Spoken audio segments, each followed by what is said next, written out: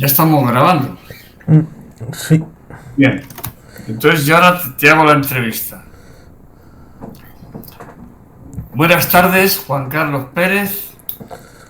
Vamos a hablar de tu libro, que es un libro que has decidido escribir sobre lo que está ocurriendo en la guerra en Ucrania. La primera pregunta que me surge es, ¿por qué esta idea de escribir un libro sobre Ucrania? Bueno, esto fue la gota que colmó el vaso en octubre-noviembre de 2022. Yo ya estaba metido en el tema desde 2013-2014 con el Euromaidan. Eso sí, también he recuperado un texto de mediados del 2004 cuando le envenenaron a Yushchenko con aquellos poros que le salieron en la cara. Por tanto, el tema de Ucrania yo lo he tenido ahí encima desde hace bastante. Pero el 24 de febrero del 2022 fue un momento crítico porque explosionó definitivamente la guerra, intentando tomar Kiev por parte de Rusia, y en octubre se dio la circunstancia de que el Kremlin organizó unos referéndums trampa, y dado que había gente que estaba haciendo los informes diarios del frente, yo pensaba, bueno, este frente ya está cubierto, valga la redundancia. Pero no había ninguna explicación geopolítica histórica veraz, más allá de los putinejos, los ruskis, los fans del Oblast de Latam, y veía que hacía falta de algo de esto, y dije, este es el momento, voy a hacer un esquema de capítulos, y bueno, pues como no quería escribirlo yo solo, pues al final acabé incorporando a cierta gente, hasta, bueno, que salió esto.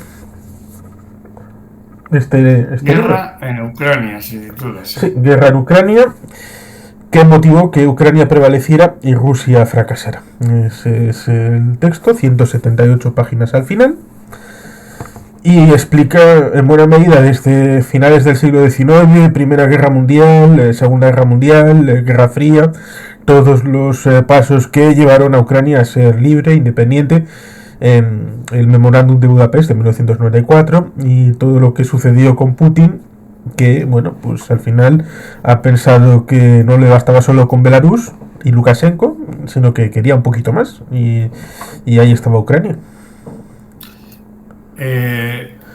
¿Tú consideras que esto es el principio de algo mucho más grave, ¿no? O sea, que efectivamente haya países como los países bálticos, como Polonia, que efectivamente pudieran estar en la misma situación que la propia Ucrania.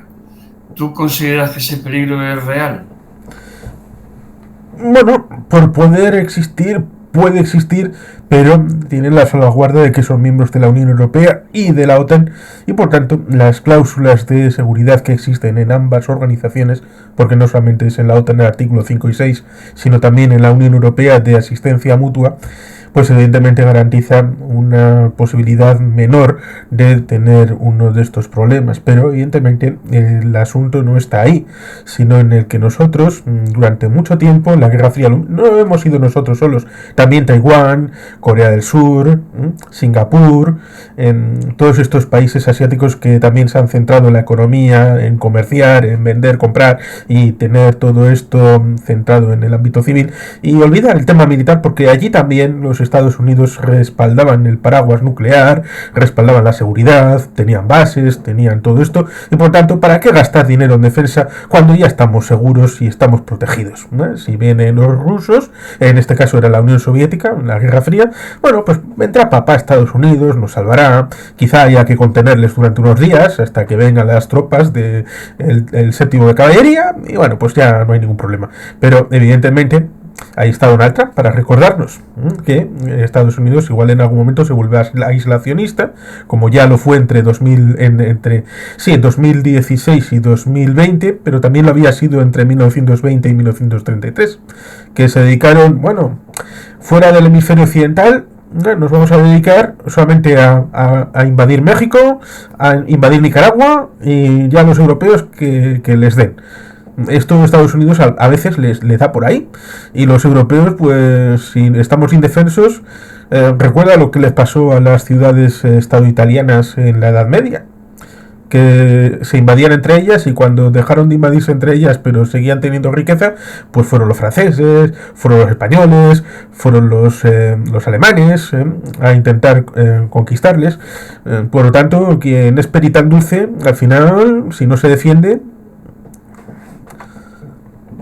Claro, pero ahora hay dos circunstancias que pueden cambiar o no esta situación, ¿no? La primera es que han pasado ya, fueron el pasado domingo, unas elecciones totalmente fraudulentas en Rusia, que han traído como consecuencia que Putin vuelva a revalidar su triunfo, incluso por más porcentaje, que un 88%.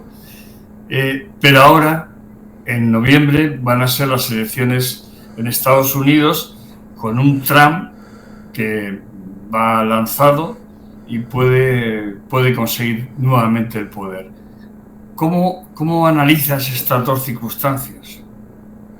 Pues evidentemente que Vladimir Putin hay que dar por hecho de que es presidente hasta 2036, y digo bien, 2036, porque dirán que hay elecciones, y bueno, Lukashenko también dice que tenía elecciones en 2020, y ya sabemos que no, que mira que no.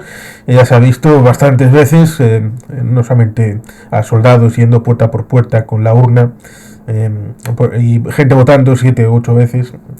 Las elecciones en Rusia son un paripé. Las de Estados Unidos, pues no hay que dar por perdido a el señor Biden.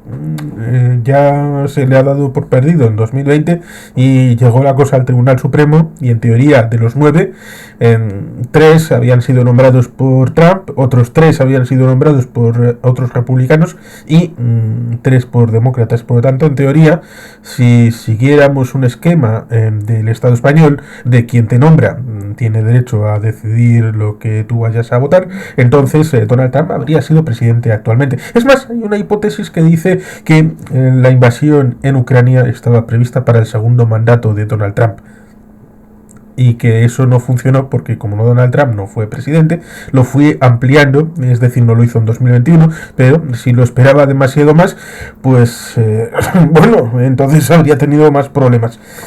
Pero bueno, sí, Estados Unidos puede tener un presidente como Donald Trump, pero no podemos olvidar un pequeño detalle: el equilibrio de poderes, el Estado profundo, si algún conspiranoico prefiere decirlo así. Todos estos engranajes federales, ya sea la propia Corte Suprema, los propios servicios de inteligencia, de seguridad del Pentágono, todos los esquemas se moverán, y por tanto le empezarán a torear a Donald Trump, porque recordemos, Donald Trump quiso entrar en guerra con Irán, quiso invadir Irán en su mandato, y efectivamente Estados Unidos no invadió Irán. Por tanto, ahí el Estado profundo estadounidense impidió que Donald Trump hiciera lo que quería hacer. Por tanto, hay que tener más confianza en la democracia de Estados Unidos, por mucho que a veces votando se equivoquen. ¿Tú realmente qué visión tienes? ¿Optimista o pesimista? O sea, ¿realmente hay alguna posibilidad de solucionar esta situación de una manera que no sea violenta? Sí, evidentemente. ¿Cuál? Que Rusia se retire. No, eso es muy fácil, pero entonces, ¿de qué manera se fuerza a Rusia que se retire? Pues entonces habrá que forzar que Rusia se retire. ¿Cómo? Primero, dando armas a los ucranianos en justa medida, no para que simplemente aguanten, sino para que ganen.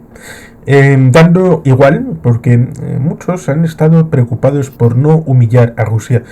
Y eso no puede ser así, porque Rusia ya ha olvidado completamente que cuando en los años 90, la propia Rusia, no digo la URSS, que se desmembró, la Rusia pudo haberse desmembrado, y Occidente acudió en ayuda de Rusia para que no cayera, sobre todo pensando, bueno, igual se llevan las armas nucleares y aparece cualquier desarrapado en grupo terrorista con un arma nuclear rusa haciéndolo explotar en un puerto o en un lugar. Y por lo tanto dijeron, bueno, por la paz de una Ave María, vamos a sostener Rusia como sea. Incluso hay alguna película de las elecciones de 1996 en que llevaron asistentes políticos para la victoria de Yeltsin. Recordemos que Zirinovsky, un ultra, es decir, prácticamente fascista, estuvo a punto de ganar las elecciones en Rusia en los años 90. Por tanto, la cosa se podría haber puesto, en teoría, aparentemente mucho más difícil. Ahora, ¿qué hay que hacer? Primero, armar a Ucrania para que se defienda y recupere todo el territorio. Y segundo, nosotros armarnos también, porque se ha pensado, algún listo ha debido pensar, es que si no hay armas no hay guerra. Si no existen las armas, si no se comercian ni venden ni compran las armas, entonces desaparece la guerra. Y esto es absurdo, completamente absurdo. Es como si uno dice, si quitamos todas las playas del mundo, ahora que tienes una ahí detrás, entonces nadie se bañará y entonces no habrá ataques de tiburones. Bueno, pues eso no tiene ningún sentido. Nosotros tenemos que hacer que la mejor arma que tengamos decaiga por obsolescencia, es decir, que la tengamos que enviar a chatarra después de no haberlo utilizado. Esa será la mejor arma, pero para eso tenemos que tenerlas y disuadir al que tenemos enfrente de que, oye, que si quieres meterte en un problema o conquistarnos o hacer cualquier cosa que implique violencia, a nosotros nos vas a hacer un roto, pero a ti te va a costar multiplicado por 100. Por lo tanto, no te conviene. Y ya como final, ¿cómo valoras en la situación actual? Imaginamos un escenario con Putin ya habiendo arrasado en sus elecciones, con un Trump como presidente de Estados Unidos, con un resultado de las elecciones europeas del próximo junio, con un incremento importantísimo de la extrema derecha. ¿Cómo valoras ese escenario? Y si en ese escenario facilita o entorpece la solución de la guerra en Ucrania.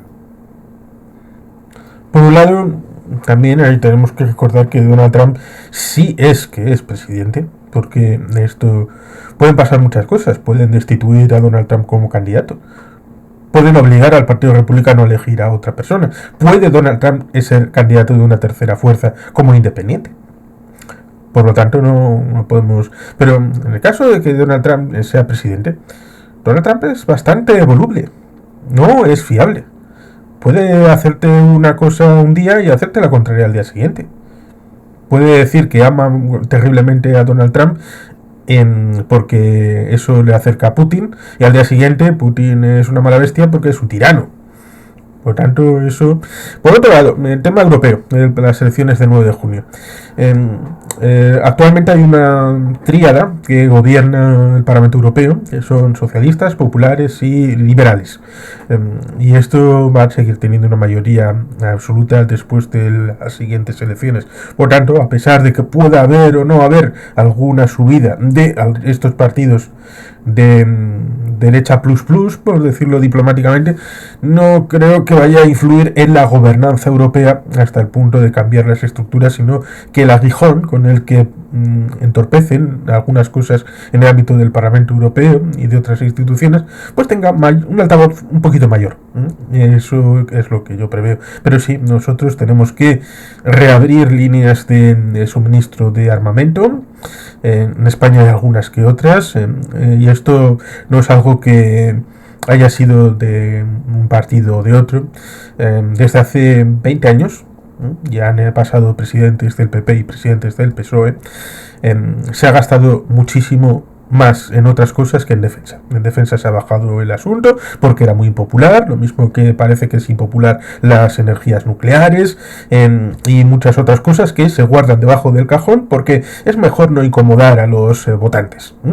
Pero estas cosas al final salen, porque si España, por ejemplo, hubiera hecho exactamente lo que hizo Alemania, pues habría estado en la misma situación dependiendo del gas ruso en estas circunstancias en estos 2 últimos años, cuando si mantiene las centrales nucleares, pues no como Francia, que tiene un 72%, pero un 25% de capacidad, y sobre todo con un pequeño añadido, y es que en Salamanca hay una potencial industria de uranio que serviría para suministrar a las propias centrales nucleares españolas y por lo tanto serviría para cerrar el propio sistema de suministro de una energía de taxonomía verde en el Parlamento Europeo desde el propio ámbito de crear riqueza en España y teniendo energía española libre de asuntos de contaminación atmosférica. Por lo tanto, sería estupendo. Pero lo mismo que con el gas, se prefiere traerlo de tomar por saco de por ahí, pues se impide que ni siquiera se explore en España, ni se...